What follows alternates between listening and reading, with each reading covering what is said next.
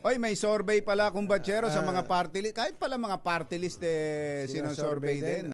At dito sa latest survey ng gumagawa ng Sokolate na Tangeray, isang party list ang inaasahang makakakuha ng 3 seats.